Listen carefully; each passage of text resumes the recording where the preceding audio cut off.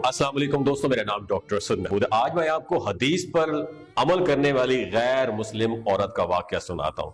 वो जब भी किसी के साथ भलाई करती तो लोग बदले में उसे थैंक यू या शुक्रिया कहते थे। तो शुक्रिया के जवाब में वो पता है क्या कहती थी?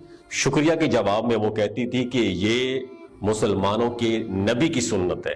अगर आप शुक्रिया या थैंक्स अदा करना चाहते हो तो मेरा नहीं, मुसलमानों के नबी का शुक्रिया अदा करो। लोग उस गैर मुस्लिम खातून के मुंह से ये अल्फाज सुनकर हैरान रह जाते थे।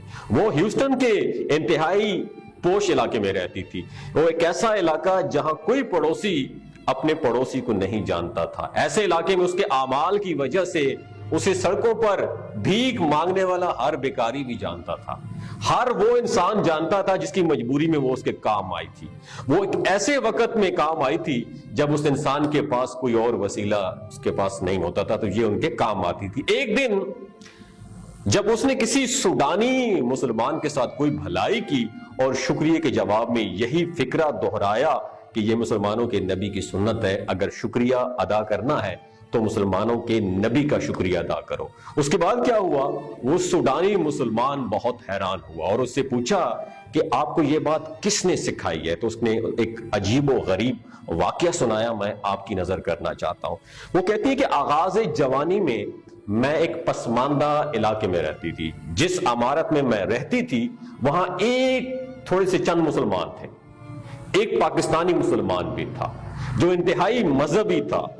बाकियों की तरह वो कभी भी मेरे साथ ज्यादा करीब नहीं हुआ था। मैंने उसे गुनाह की दावत भी दी लेकिन उसने इग्नोर कर दिया। मेरे अंदर उसके लिए नफरत का एक इमोशंस थे, मेरे अंदर उसके लिए नफरत के जज्बा था।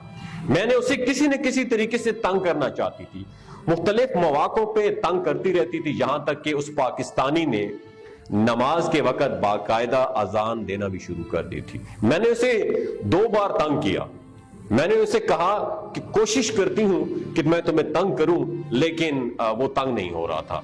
मैंने उसे यह भी बताया कि आपकी अजान की वजह से मैं बहुत डिस्टर्ब हूं, मेरे कमरे तक जो है ना आपकी अजान आती है। मैंने उसे 1-2 बार मना किया लेकिन उसने कहा कि मैं कोशिश करूंगा कि मेरी आवाज मेरे कमरे तक महदूद रहे, लेकिन कभी खिड़की खुली होने की वजह से बाहर गैलरी में चली जाती है। मैं इसके लिए मादरत चाहता हूं, I am really sorry for that. मैंने उसे कहा कि तुम्हें माफी एक ही सूरत में मिल सकती है कि तुम अजान ना दिया करो, लेकिन उसने मेरी बात नहीं मानी और मैंने 1-2 बार उसकी अजान जो है ना वो रिकॉर्ड की और पुलिस में उसकी कंप्लेंट कर दी और बताया कि इस वजह से मैं तंग होती हूं, मेरे सुकून में खलल आता है, उसे मना किया जाए। पुलिस ने उस पाकिस्तानी को वार्निंग दी लेकिन वो फिर भी बाज नहीं आया। अलबत्ता अब भी उसकी गैलरी में आवाज सुनाई कभी नहीं दी, लेकिन पुलिस की वार्निंग पर मेरी तसल्ली नहीं हुई तो मैंने उसकी दोबारा पुलिस में कंप्लेंट कर दी।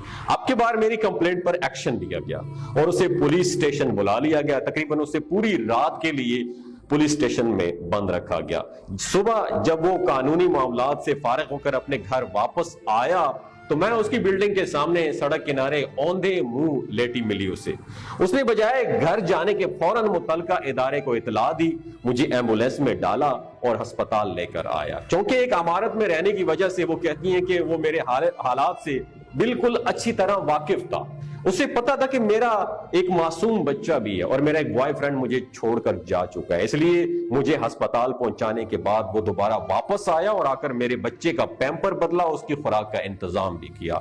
मेरा बच्चा अब अपनी किसी कुलीग खातून के उसने हवाले कर दिया और खुद मेरे पास हॉस्पिटल पहुंच गया। जब मैं होश में आई और उसे अपने सामने पाया तो मुझे हैरत का एक शॉक झटका लगा कि वो कैसे मुमकिन हो सकता है कि उससे पहले कि मैं उससे कुछ सवाल करती, मेरी कंफ्यूजन को उसने दूर कर दिया और बताया गया कि मुझे किस तरीके से रोड से उठाकर अस्पताल पहुंचाने वाला यही वो इंसान है। फिर वो मेरे पास तब तक रहा जब तक मैं मुकम्मल तौर पर हॉस्पिटल से बिल्कुल सेहतयाब होकर घर नहीं चली गई। मेरे बच्चे के मुतालिक उसने बताया कि वो मेरे बच्चे को एक रिस्पॉन्सिबल खातून के हवाले करके आया। जब मैं सेहतयाब हो गई तो मेरे साथ घर तक आया वो शख्स, लेकिन मेरी दावत देने के बावजूद मेरे कमरे में ना आया। मैं उस पाकिस्तानी के اس عمل پر اتنی زیادہ متاثر ہوئی اور میرا دل بار بار میرے دل میں یہ سوال آتا رہا کہ میرے اتنے برے رویے کے باوجود اس نے میرے ساتھ اتنی اچھائی کیوں کی، یہاں تک کہ میں یہ سوال کیے بغیر نہ رہ سکی۔ اس سے سوال ایک موقع پر پوچھ لیا میں نے، تو اس نے بتایا کہ یہ میرا فرض تھا، یہ میرے نبی کی سنت ہے، آپ میرے پڑوسی ہیں اور میں آپ کے بارے میں جواب دہ ہوں۔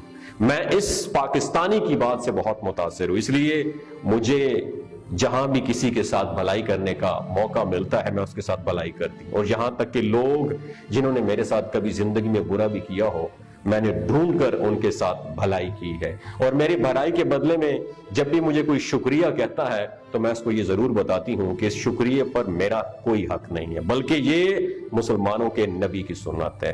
سڈانی بتاتا ہے کہ میں اس عورت کی بات سن کر حیران رہ گیا اور میرے دل میں یہ حسرت جاگی کہ کاش میں اس پاکستانی مسلمان سے مل سکوں جس کے اعمال کو دیکھ کر غیر مسلم خاتون بھی اتنی انسپائرڈ ہوئی کہ وہ بھی نبی کی سنت پر چلنے لگی ہے، مگر چاہ کر بھی اس پاکستانی مسلمان سے نہیں مل سکا۔ اگر زندگی رہی تو میری یہ تلاش جاری ہے، میں ضرور ملوں گا، لیکن افسوس ہے کہ ہم میں سے اکثر مسلمان اپنی نبی کی سنت پر عمل نہیں کرتے۔ ہمیں چاہیے کہ ہم اپنے اعمال کو ایسا بنائیں کہ غیر مسلم ہمارے اعمال کو دیکھ کر دائرہ اسلام میں داخل ہو جائے، اسلام قبول کر لے۔ اگر یہ ویڈیو آپ کو اچھی لگی ہو دوسروں کے ساتھ ضرور شیئر کیجئے، ہو سکتا ہے اس ویڈیو سے کسی کی زندگی اور دل بدل جائے۔ بہت شکریہ۔